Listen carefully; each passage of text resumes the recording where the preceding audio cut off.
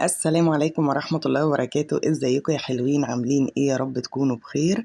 كل سنة وانتم طيبين. النهاردة تاني يوم العيد وهنعمل مع بعض لحمة مشوية ورقاق. الرقاق نزلته في فيديو لوحده، ممكن احط لكم اللينك في صندوق الوصف. هقول لكم بقى على تتبيلة بجد خطيرة للحمة المشوية وللفراخ المشوية. اي حاجة مشوية هتعمليها بنفس التتبيلة دي بجد حلوة جدا. معانا بصلتين، طماطميتين، قرن فلفل حراق، قرن فلفل اخضر، كوبي. كل ده عايزينه في الخلاط مش في الكبة، انا عايزاه زي العصير. تمام. ومعانا كمان كوباية زبادي.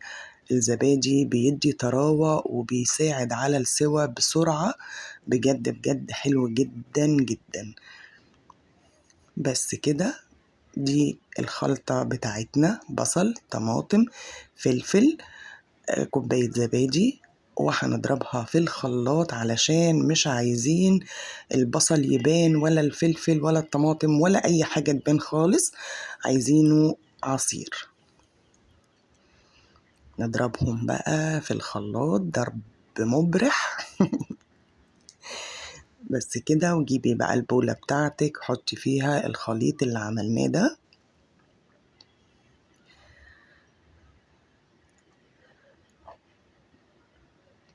انا برضو هحط ملح وفلفل اسود ورشة جوز الطيب. انتي حطي اللي انتي عايزاه. بتحبي بهار لحمة حطي، بتحبي السبع بهارات حطي، اي حاجة بتحبي تحطيها حطيها. بس انا بحب في المشويات الفلفل الاسود والملح ورشة جوز الطيب، وكمان ساعات كتير بحط سماق. بس النهاردة ما حطيتش سماق، كنت عايزة طعم اللحمة يبقى واضح. رشة جوز الطيب خفيفة جدا، واللي مش بيحبها ما يحطهاش، عادي جدا جدا. انا بحبها عشان كده بحطها. والنهاردة هنجرب الشوي والأول مرة في الاير فراير. الاير فراير بصراحة انا لسه جايباها قبل العيد بكام يوم، فكل ده تجربة معاكم كده. واللي عايز اي حاجة يشوفها فيها يقولي وانا هعملها معاه على طول. انا جربت يعني حاجات كده بسيطة فيها علشان طبعا اعرف درجة الحرارة والسوا وكده، علشان لما انزل لكم فيديوهات اكون عارفة وما اقولكوش حاجة تبوظ لكم حاجتكم. حطي بقى اللحمة بتاعتك في الخليط اللي احنا عملناه ده، وتأكدي ان كل شريحة من اللحمة شربت من الصوص ده. تمام، ايوه كده. قلبي كويس.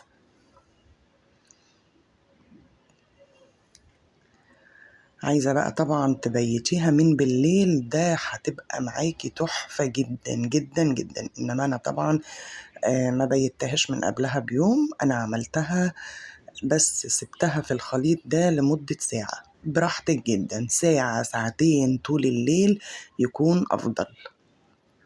كل ما تقعد في الخلطة دي في التلاجة طبعا آه، هتبقى احسن واحسن. انا هركنها هنا طبعا عشان انا عملت حاجات تانية وعملت الرقاق وعملت حاجات تانية كتير، فسبتها في الصوص ده وبعد كده رجعت لها. معانا بقى الاير فراير وحطينا فيها اللحمة بتاعتنا. ده مش ريفيو على الاير فراير ولا حاجة، انا بوريكم بس ان انا اول مرة اشويها الشوي ده. فطبعا لو عايزين حاجة بالتفصيل على الاير فراير انزل لكم طبعا، واكيد هعمل فيديوهات على الاير فراير. بس آه، اعرف بقى طريقة السوا والوقت اللي بتاخده ودرجة الحرارة والكلام ده كله. وبعد بقى ما اخد عليها شوية كده هنزل لكم حاجات، يعني متقلقوش.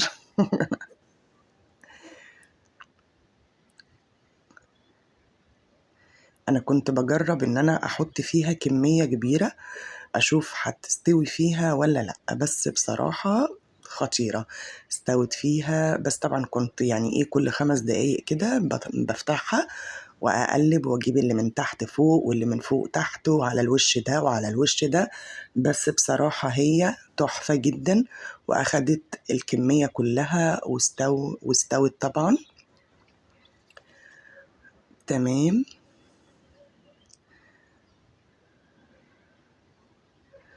وطلعت بالشكل اللي انتوا شايفينه ده. بجد كانت تحفة تحفة تحفة، يعني كانت من بره واخدة لون الشوي الحلو قوي، والطعم اللي هو بنجيبه من بره بالظبط، ومن جوه طرية ودايبة جدا جدا.